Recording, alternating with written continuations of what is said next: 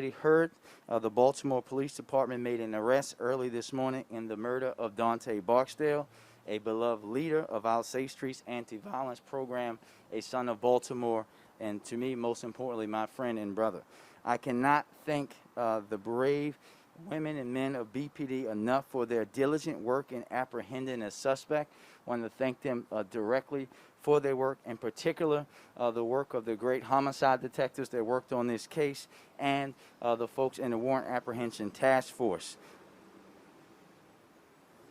I pray and know that your efforts will bring some comfort and peace to the Barksdale family and everyone who knew and loved Dante Barksdale the way that he knew and loved all of us here in Baltimore. This is very personal for me. As you know, Dante was my friend, and like all of us, he was far from perfect.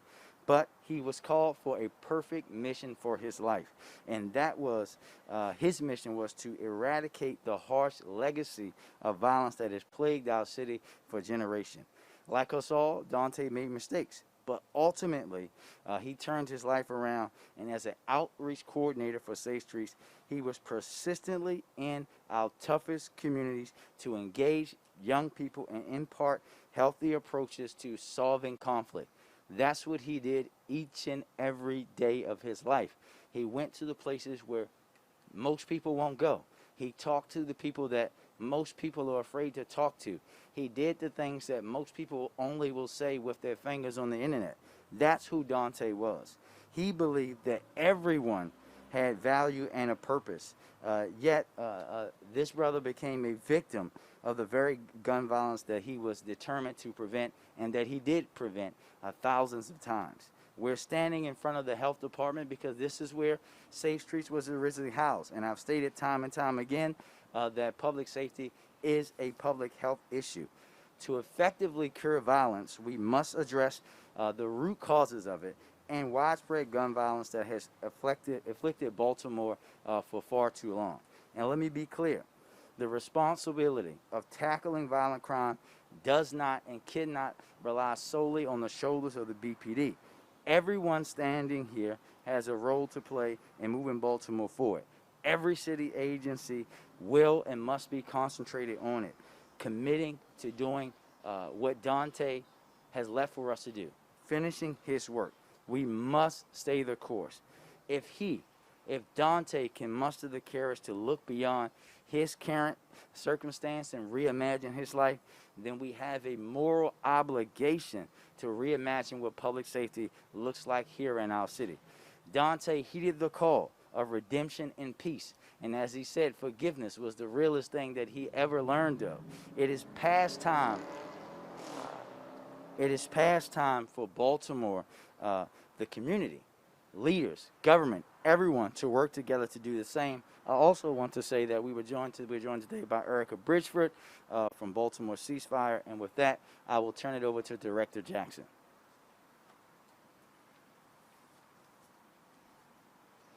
Thank you, Mr. Mayor. I'll be brief.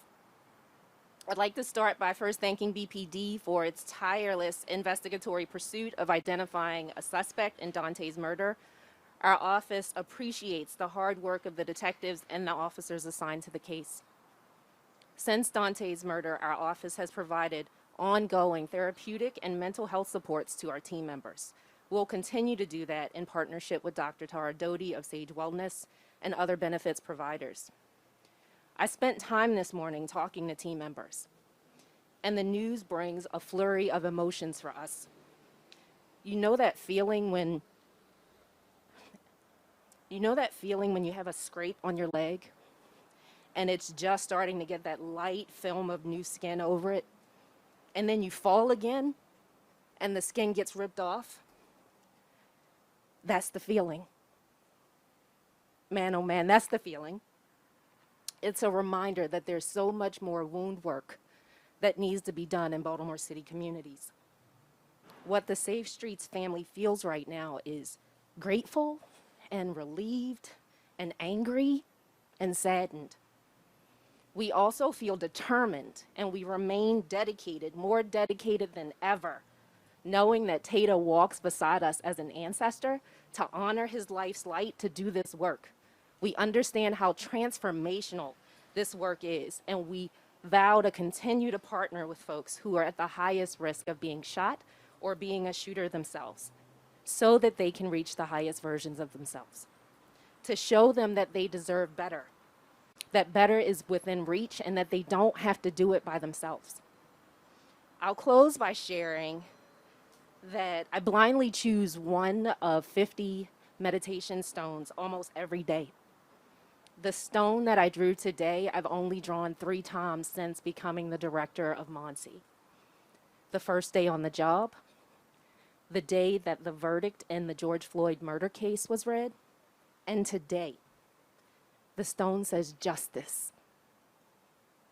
I hope that the universe will deliver it for Tata and his family and our city. Thank you.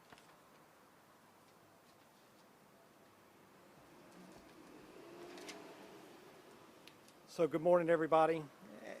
Like was spoken earlier, we know earlier this year Dante Barksdale was tragically murdered in the 200 block of Douglas Court. He was known throughout the city and nationally for his dedication for the message of redemption and peace. And it's heartbreaking to everybody who worked alongside of him, as Director Jackson just spoke of. Following a lengthy investigation, our detectives today arrested 28-year-old Garrick Powell for the killing of Mr. Barksdale. This investigation included numerous interviews with family members and witnesses, examinations and physical comparisons of evidence from multiple jurisdictions, and all kinds of footage of film and just good old-fashioned detective work.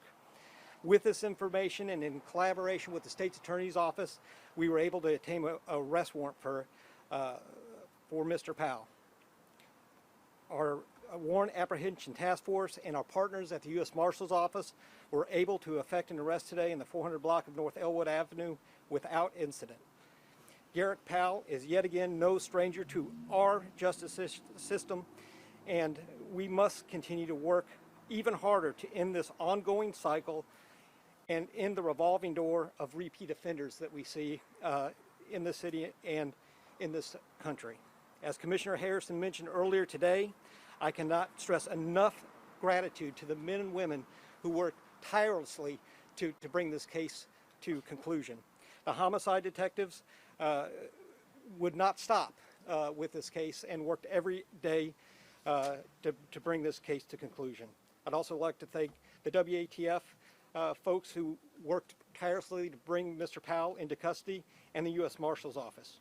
We look forward to working with the State's Attorney's Office to bring this this case to conclusion and continue to tackle gun violence in the city of Baltimore. Thank you. And now we'll hear from our Deputy Health Director, Mary Beth Holler.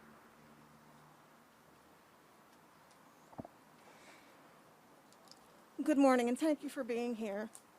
In 2008, during a time of zero-tolerance policing in Baltimore, Dante Barksdale boldly asked city leaders to change their perspective and to view violence as a public health crisis. As one of the founding members of the Safe Streets Initiative, a program that began with Baltimore City Health Department, Mr. Barksdale spent years recruiting and training community mediators to resolve neighborhood disputes before they turned violent. In the earliest days of the programming, and facing skepticism from community members and city leaders alike, he relied on his own personal relationships. He established the credibility of the Safe Streets program, and he has saved hundreds of lives in the process. He proved that one person's passion to make a difference can inspire change in the community. Today, we are grateful for the Baltimore City Police Department, the Mayor's Office of Neighborhood Safety and Engagement, and the public, and all of the agencies involved for all of their work in finding a suspect in the murder of Mr. Barksdale. Mr. Barksdale was the best of us. He worked closely with many members of the Baltimore City Health Department, and his passing has profoundly impacted us all. Thank you. I stand here today, and first I would like to thank the hard work of the men and women of the Baltimore Police Department. It's not always that we get to all collectively come together, particularly in this time of mourning of someone that was so impactful to the city of Baltimore, and really thank them.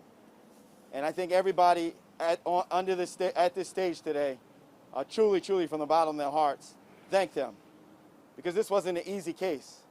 And they were able to identify and look out on that very early on. And for us to be right here today is truly, truly a special moment. It's special because, like Director Jackson said, it's about justice. It's about justice to a young man who dedicated his life to the citizens of Baltimore, to creating better trajectories for young folks in the city and not go into the pitfalls that our mayor described earlier. This was about a man's legacy that will live on, and that's what we stand here today. So, again, from the bottom of my heart, I would like to thank all of the hard work by the men and the women of the Baltimore Police Department for giving us a taste of justice as we go down this path to ensure that the person who senselessly took the life of Dante Barksdale does not come out and able to impact our city even more. So again, thank you to the hard work of the men and women of the Baltimore Police Department. Next up, I would like to see a call on ceasefire director? Co-founder, I'm sorry. Good morning, everybody. So I personally have been crying all morning just after hearing this news. It is the kind of thing that there's a relief, but also it reminds you that your friend really got killed. And there is no love like Baltimore love. So I'm personally asking Baltimoreans to wrap Tater's family in love, to wrap his loved ones in love, to give love and support to the frontline workers who do this work every single day, because I've been through murder trials with families. And while it is a relief and a sense of justice when somebody goes to trial for murdering your person, it is also a very grueling process to go to court in that situation. And so they're going to need us more than ever. Also, Tater said there is a triumph in every tragedy. And so while this is a tragedy, and there are many people who may be feeling like my family, the person who killed my brother was never caught, right? So there are many people like that in Baltimore. So we still have to do something with that pain as well. And so I'm also just sending love and encouragement and uplifting this city right now to use this tragedy and find the triumph in it, find the joy in it. What is your soul calling you to do? If your family didn't get justice in the way that Tater's family is getting right now, what can you do to pour goodness into this city, to pour love into this city, so some other family doesn't have to go through what my family goes through, what Tater's family is going through, what your family is going through? Since there is no love like Baltimore love, I'm personally asking, because we know that we have Tater on the other side. I've been saying since the day I got that phone call, there's no reason why we can't heal this city. Having a strong warrior like Tater on the other side, riding with us, fighting with us. So let's grasp on to that call from our spirits that he is sending from the heavens to heal this city in the way that only Baltimore can. Thank you. Thank you. Questions? Justin? The microphone behind you.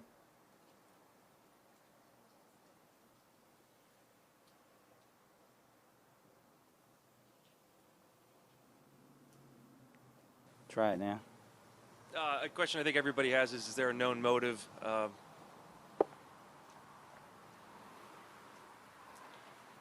As you know, the arrest was made earlier today. The investigation continues and is ongoing as we speak. The investigation does not end with the arrest today, and it will continue into the prosecution.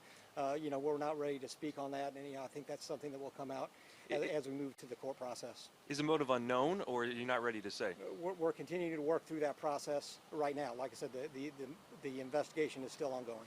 And then was the suspect, Mr. Powell, was he engaged in Safe Streets? Had he had conflicts mediated? Was he?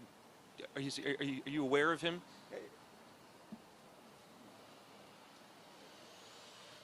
Thanks for your question. Mr. Powell was not engaged with any of our Safe Street sites. He was not a participant of any of our programs. That, however, does not mean that our frontline workers had not engaged with him directly in resolving any community conflicts or attempting to enroll him as a participant, but he never became one. But are you aware of any interaction then? I am not Okay. aware of any interaction. Thank you. Did Barksdale and Powell have any sort of relationship that you're aware of? None that we are aware of at this time. And can you speak more to the other offenses that Powell has on his record?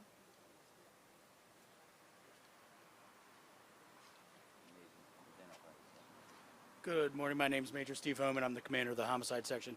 So he has a lengthy record, one of which is a prior charge of homicide in 2012. So he's no stranger to the BPD. Following up with that question, should Garrick Powell have been on city streets? Where are we falling short on this? Would you take that one? I'll take that one, and thank you, Alexa, for that question. I think it's known. I think Justin reported how this gentleman had a lengthy record, and Alexa, I think this goes to the point of not just city streets, but the streets, period. This person was interacting with county governments, Anne Arundel, Baltimore County, with guns and other things like that. This is what we were talking about when we're talking about coordination. This is why I had that meeting with the governor about coordinating our public safety agencies and how we've been working, as you heard from the deputy commissioner, around the region. But we have to get everyone at the table to do that, because we cannot consistently have folks who clearly should not have been out on the streets anywhere, whether it's arrests in Baltimore City, Anne Arundel County, Baltimore County. We have to make sure that the systems are talking so that families aren't going through this. The violent assault of a man in Canton captured on surveillance Alexa, video. What can Alexa, police tell us about that case? You can ask them about that on the side, but we are going to show some respect to Dante and his family and not ask about questions when we're talking about a murder here. We'll pull you aside. I don't mean any disrespect No, to no. Dante. I'll make sure that they answer it to you, but we just want to make sure that these questions direct right now are about that. I'll make sure that the deputy commissioner answer that question for you before he leaves. Okay, thanks. Earlier, the detective mentioned a lot of steps taken to get the arrest of Powell. I'd like to know what in particular led to him. What was the big break that you were seeking? So I wouldn't say it was just one thing. It's multiple. It's forensic evidence. It's interviews. It's video. And as the deputy mentioned before, good old-fashioned police work. Partnerships with the ATF, the FBI, other area agencies. Really, it was not just one thing. It was a totality of the entire investigation. Was the video from the area in which he was killed? There was video recovered, yes.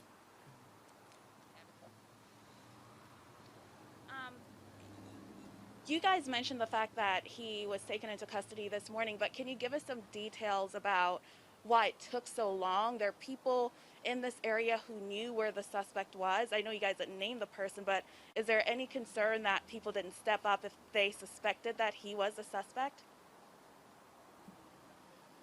So we obtained the arrest warrant for him this week. So his capture was conducted relatively quickly, within a few days of us getting the arrest warrant.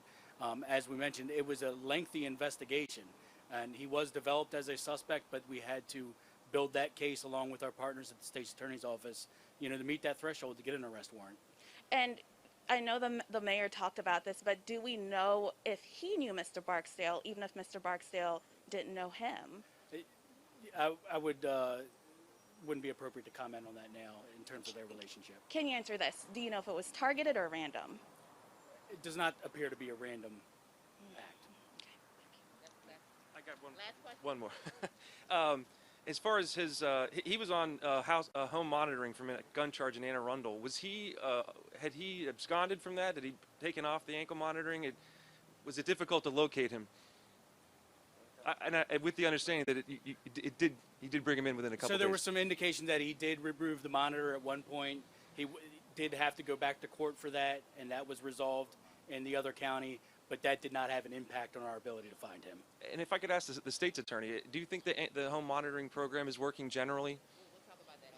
Well, I think, yeah, because Justin, I don't want to do anything to make this case go the wrong way, I think that it would be inappropriate for the state's attorney to comment at this time, at this moment. You may be able to do something different with her later on, but we don't want to do anything to possibly mess up this case. Well, talking about ankle, I mean, we've had a series of incidents involving people on home monitoring who. Well, yeah, I'll answer it. Clearly, it's not working the way it should be. And again, Justin, this is why we need to have all the agencies together, and I'm very happy that the governor, after our meeting last week, is going to bring those folks back so that we can talk about every issue, not in a got-you way, but in a way to build accountability and systems so that we're not having these lapses or any of the other lapses that we've seen over and over again in our systems.